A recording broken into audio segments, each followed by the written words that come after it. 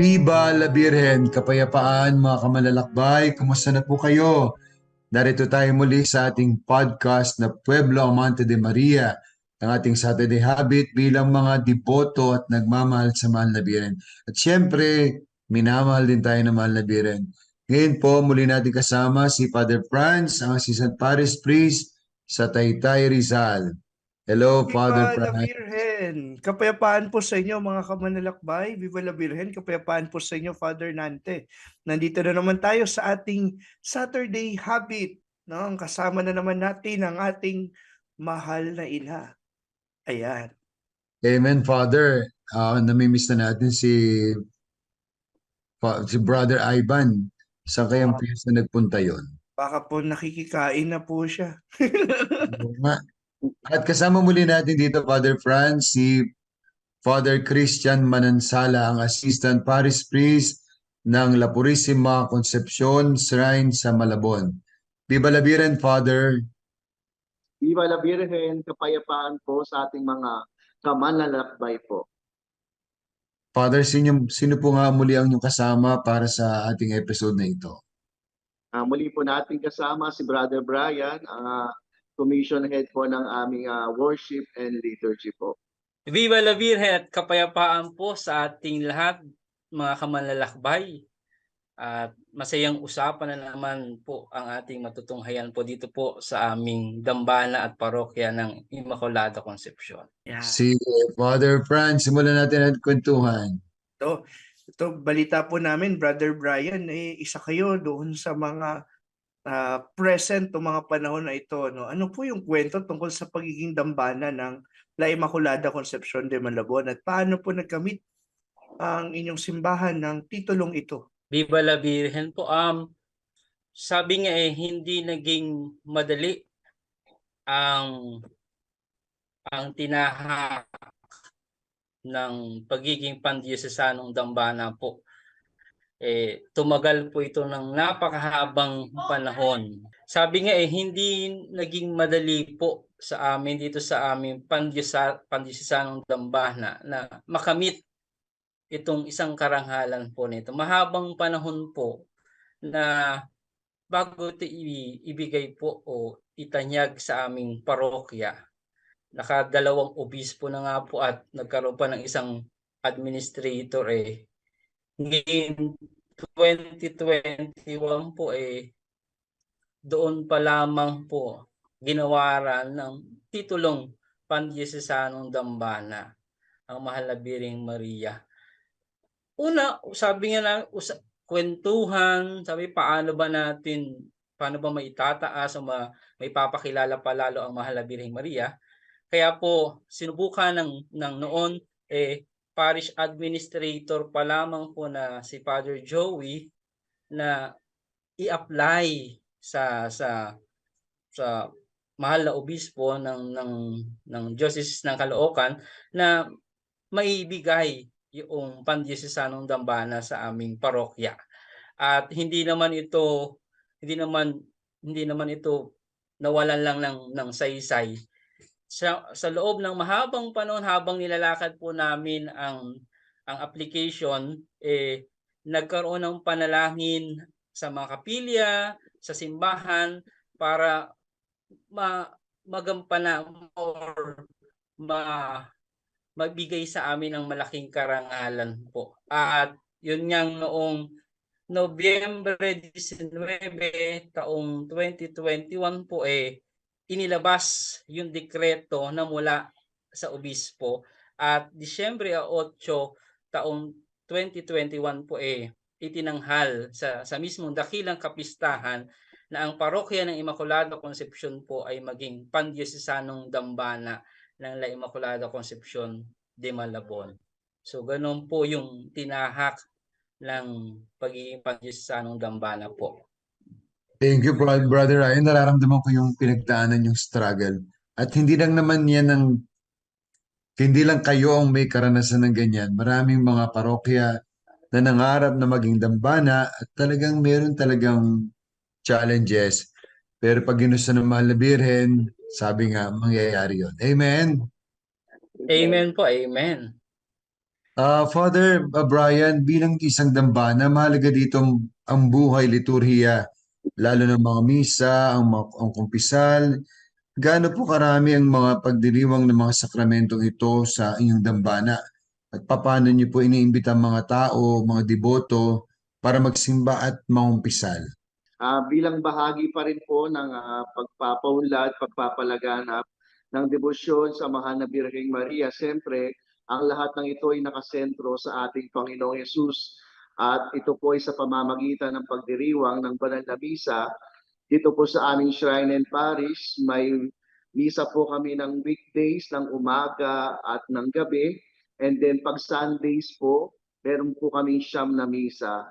Bukod doon po, may mga misa pa, yung mga tatlo naming chapels na ngayon ang isa po ay Mission Station na po.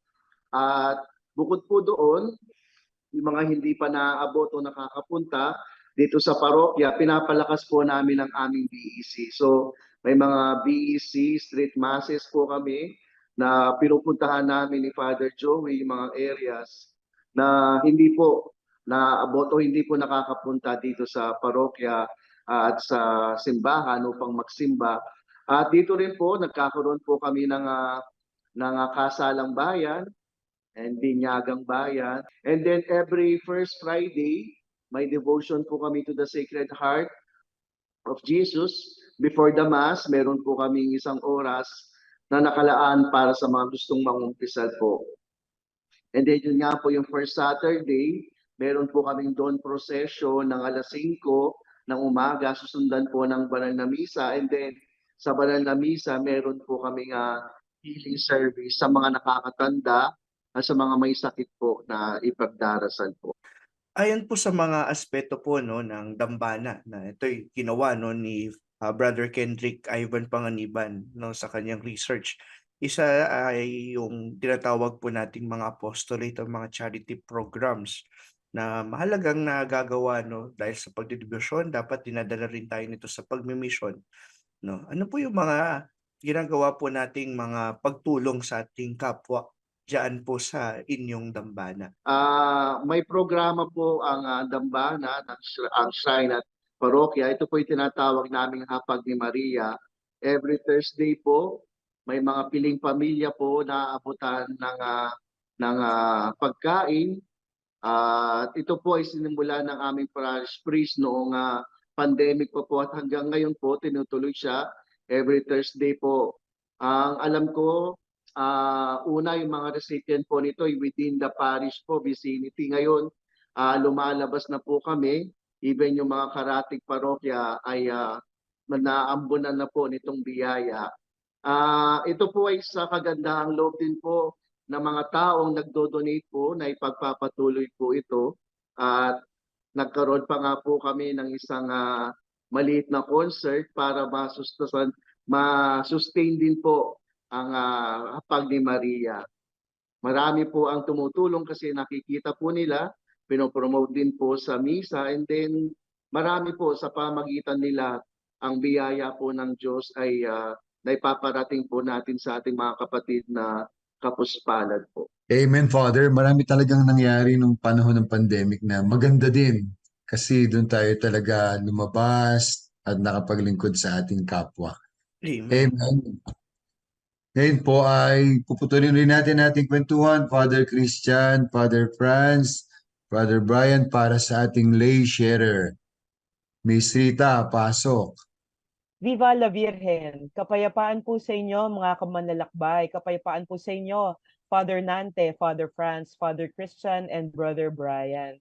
Ngayon po no, ay mapalad tayo na makakasama po natin bilang ating lay sharer ang Shrine Coordinator ng ating pong dambana no, na si Brother Mario Sarmiento. Viva la Virgen, Brother Mario! Viva la Virgen, kamanlalakbay, kapayapaan sa ating lahat. Ayan, brother. Pwede po bang ikwento niyo sa amin kung paano po kayo nagdedebosyon sa La Inmaculada Concepcion de Malabon? Ako po si Brother Mario Sarmiento. Nagsimula po ako noong taong 2018 bilang isang miyembro ng Ministry of Lectors and Commentators. Ako po ay masigla na nagdedeboto sa aming mahal na Birhen o Pintakasi ng Immaculada Concepcion. At habang ako po ay naglilingkod, hindi naman pulaan sa atin at ito po ay nakalagay sa Bible na habang tayo po ay naglilingkod ng tapat, tayo po ay kanyang sinusubukan. So bilang isang guro po sa aming lugar sa Nabotas, marami po akong mga kasamahan na dahil po sa meron po akong posisyon sa aming paaralan at ako po ay iniwan ng aming dean sapagkat siya po ay lumipad po patungong Canada, kaya sa akin po iniwan ang pagiging officer in charge ng paaralan. At the same time, ako po ay naglilingkod bilang lektor. So nung ako po ay naglilingkod, marami pong mga suliranin sa paaralan, higit sa lahat sa pansarili. Pero sabi ko, kapag ako po ay nagpapahayag ng salita ng Diyos, habang binabasa ko, nagpa-flashback po sa aking isipan, parang ako ito. Sabi ko, Lord, di ba sabi mo kung ako ay maglilingkod ng tapat, lahat ng aking mga suliranin ay bibigyan mo ito ng daan na ito ay mawalay o mawala.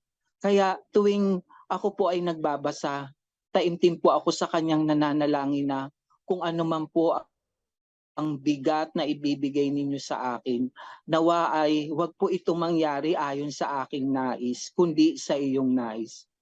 Habang ako po ay naglilingkod, naramdaman ko po talaga na ibinibigay po ito ng aming Pintakasi na si Immaculada Concepcion de Malabon. Amen, 'no? Napakaganda po dahil bilang, lektor ay nakita po natin na, malalim po 'no, ang inyong ugnayan sa salita ng Diyos at ito po ay bunga na rin ng inyong pagdedebosyon sa La Inmaculada Concepcion de Malabon. Brother, ano po ang gampanin 'no? Sino po para sa inyo ang La Inmaculada Concepcion de Malabon? Siguro siya talaga ang aming ina. Dahil alam naman natin sa literal na kahulugan, kapag sinabing ina, ang mga anak niya kapag nasasaktan o mayroong problema, tayo ay kanyang niyayakap sa literal na ina. Pero itong aming Pintakasi na si Immaculada Concepcion de Malabon, kahit bumulong lamang po ako bilang isang kamanlalakbay sa aming dambana ng Immaculada Concepcion, hindi ko pa po sinasambit, binibigay na po sa akin ang lahat ng kasagutan. Maging ito po ay personal o ito man po ay sa espiritual na aking pangangailangan. Doon lamang po talaga ako umaasa sa kanya, wala na pong iba. Iba po siya magbigay eh. Hindi pa po kayo nagsasalita. Bukas makikita nyo na po na Mama Mary, ito na po yung binigay ninyo sa akin. Hindi ko pa nga nakukumpleto, pero sa'yo, ibinigay mo na ng buong buo. Kaya ako po talaga Amen. ay namimintuho at nagiging malalim ang aking pagiging deboto sa aming inang Immaculada Concepcion de Malabon. Amen. Brother, bilang pangwakas po, meron po ba kayong karanasan na gustong ibahagi sa amin 'no, na sa palagay ninyo po ay talagang bunga 'no, ng inyong pagdedebosyon sa kaniyang dambana? Isa sa aking mga naging karanasan, talagang nung tinanggap ko po ang pagiging isang lingkod ng aming dambana, sapagkat ito po ay binigay sa akin bilang shrine coordinator nito lamang pong taon noong Enero.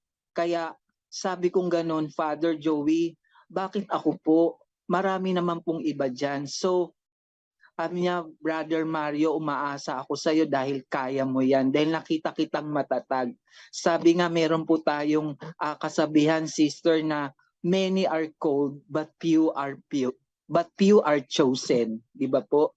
So, dun po ako nananalig talaga na kinasangkapan po si Father Joey na aming rektor at kura paroko ng aming dambana na sabi ko si Father talaga pag binigyan ako ng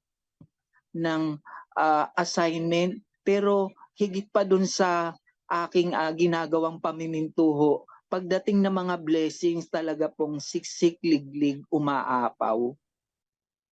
Amen. So, napakaganda po ng kwento 'no, Brother Mario, kasi ginamit ang inyong kura na maging instrumento para mapalapit kayo, no, sa ating dambana at sa ating mahal na ina. At ngayon, kayo naman po ang naglalapit, no, sa mga tao sa dambana, no. Kayo naman po ang nagiging instrumento din. Maraming salamat po, Brother Mario, no, sa inyong sharing. Viva la Virgen po, Brother Mario. Balik po tayo sa inyo, Father Nante, Father Franz, Father Christian, and Brother Brian. Viva la Virgen. Viva la Virgen! Maraming salamat kay Miss Rita at kay Sir Mario sa ating magaling na sharer. Talagang damang-dama natin yung pagmamahal ng mahal na Virgen sa kanya at paggabay sa kanya. At Father Franz, Father Christian, Brother Brian, tuloy na natin ating kwentuhan. Bukod po Ayan. sa ating simbahan, yung physical church, meron pa po bang ibang mga pasilidad ang dambana para sa pagpapalaganap ng katekesis o ng kultura? Meron po ba kayong museum dyan para pag bumisita po yung mga deboto ng mahal na Birhen, may makikita po silang kasaysayan? Sa aming Pangisisanong Dambana po ng Immaculada Concepcion, dito lamang pong Setyembre noong unang araw ng nobinaryo ng Mahal na Birheng Maria para sa kanyang kapanganakan po, binuksan po sa aming dambana sa ikatlong palapag po ng Parish Mater Dei Building ang mini gallery. Sabi nga namin, tinatawag itong mini gallery. May pamagat na pagbabalik tanaw, na dito makikita ang lumang gamit ng simbahan, lumang damit ng Mahal na Birheng Maria, at maikling kasaysayan na rin patungkol sa bisita konsepsyon niya. So ito yung nagiging daan na rin na may pakilala pa ang Mahal na Birheng Maria, paano nagsimula, at sino-sino ba ang mga naging unang pari hanggang sa kasalukuyang kura paroko po ng aming dambana. So matatagpuan niyo po ito sa ikatlong palapag po ng Mater Dei Building po. Nandoon po makikita ang aming mini gallery. So bukas po ito sa lahat ng mga mananampalataya po dito sa Concepcion, at the same time po sa mga bisita po namin dito sa aming dambana po. Thank you, Brian. Father Ayan. Franz, ano ba ang gusto pa nating itanong kay Father? Ito po, no, merong mga samahan kasi, no, mga konfradiya, mga ministries, no, na talagang nagpapalagana po ng debosyon, no. Sa inyo po ba, meron po ba kayong ganito rin na mga grupo nagpapalagana po ng debosyon ng La Immaculada Concepcion? At kung meron po, ano-ano yung mga kanilang nagiging hakbang upang mas lalo pang maipalaganap ang debosyon sa iba't ibang dako ng diocese at ng ating bansa? Sasagot po ako, baka si Brother Brian may dagdag din po. Sa akin pong karanasan, nakikita ko po na bahagi po ng apostolate ng ating mga Legion of Mary, ng ating mga BEC, ang magbaba at mag-akyat po ng Mahal na Birhen dito sa aming parokya sa mga nasasakupan, na ang dalang imakin po ay ang Immaculada Concepcion de Malabon, para maipakilala din po locally, mas mapalaganap pa sa mga kapatid po natin na hindi pa aktibo dito sa ating parokya.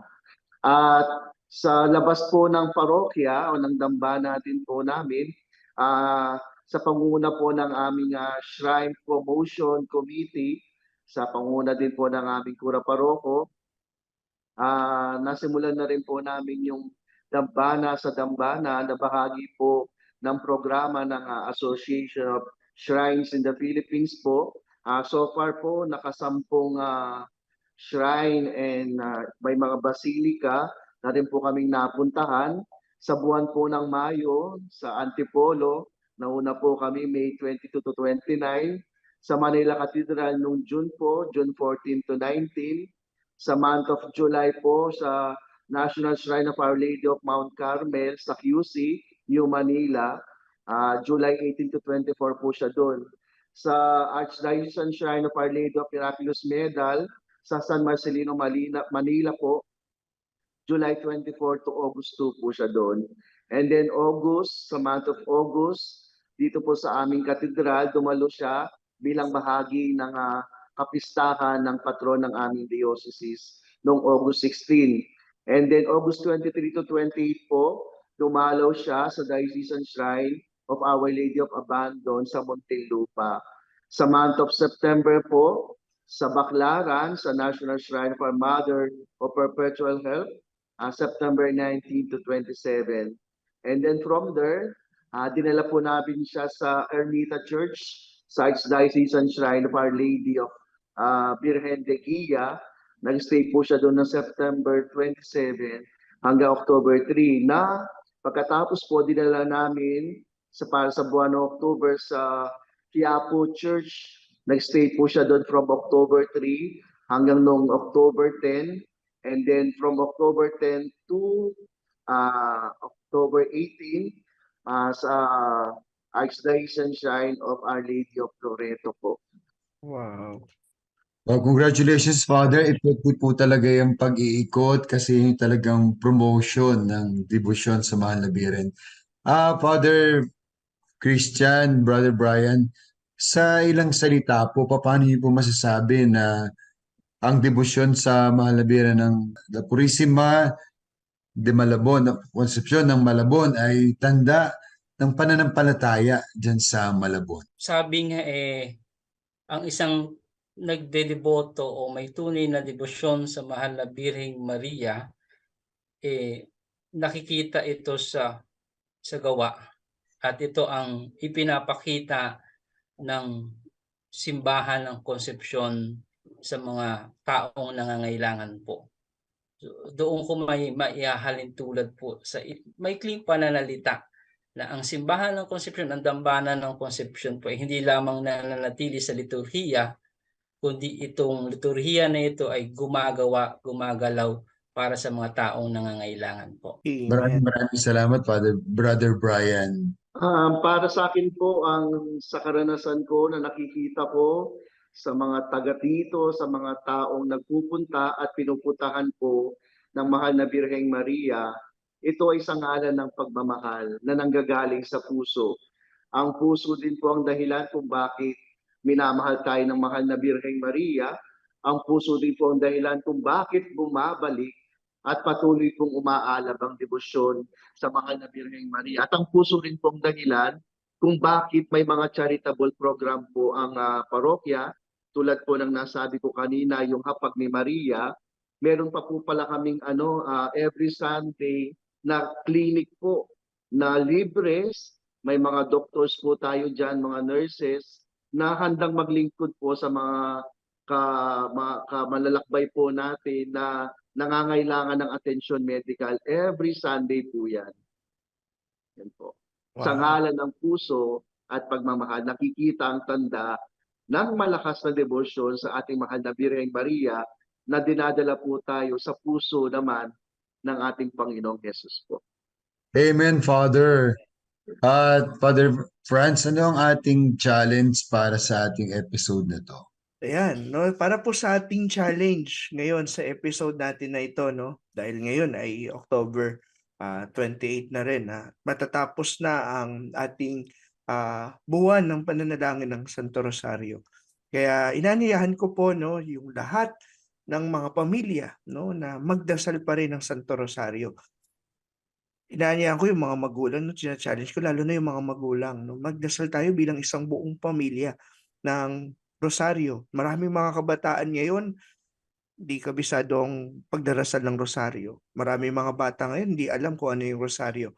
Bakit? Kasi masyado daw busy yung mga magulang, no, sa trabaho at kung saan-saan man. Kaya hindi pa huli ang lahat, no, para sa buwan ng Santo Rosario. Manalangin tayo bilang isang buong pamilya ng Santo Rosario. Pangalawang challenge natin, no, bisitahin natin yung Facebook page at yung mga social media accounts ng La Immaculada Concepcion de Malabon. At ito po ay ating i-follow, like, subscribe, everything. At i-share natin ang kanilang mga postings para mas maipalaganap pa ang debosyon sa La Immaculada Concepcion de Malabon. Ang di gagawa ng challenge, Alam nyo na, papangit kayo. gusto nyo bang pumangit? Amen. Maraming salamat po, Father Franz. Maraming salamat, Father Christian, Brother Brian, Sir Mario. Maraming salamat kay Miss Rita. At siyempre sa ating SOCOM team na nagre-record ng ating podcast na ito. At sa inyong mga viewers, maraming salamat po sa pagtsatsaga nyo para panoorin ang ating podcast sa Pueblo Amante de Maria. At maraming salamat din po sa inyong pagpo-post, pag-share nito sa inyong mga kaibigan, mga kamag-anak, para kayo din ay makatulong sa promotion ng debosyon sa Mahal na Birhen. At huwag natin kakalimutan talagang napakalaki ng puso ng Mahal na Birhen ng La Purisima Concepcion ng Malabon. And in general, ang Mahal na Birhen, katulad ng sabi ni Father Christian, lagi niya tayong minamahal, katulad ng pagmamahal ng ating Panginoong Hesus sa ating lahat. Kaya dapat bilang mga Katoliko, bilang mga deboto ng Mahal na Birhen, wala din tayong gagawin kundi siya'y mahalin at paglingkuran sa ating kapwa. Viva la Birhen! Viva!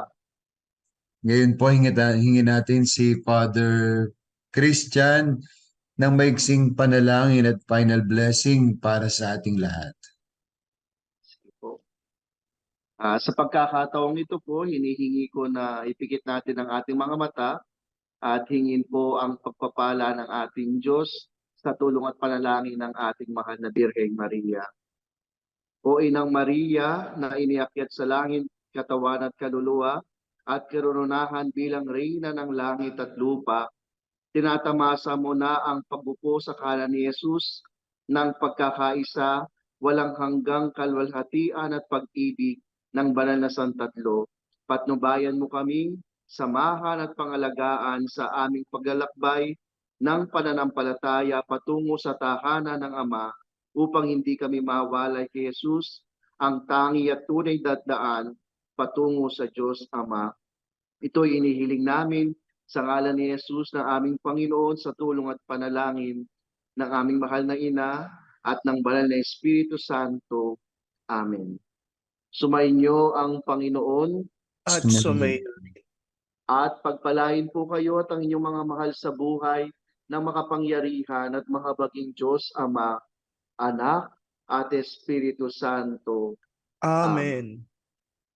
Viva la Birhen! Viva! la Viva! Virgen!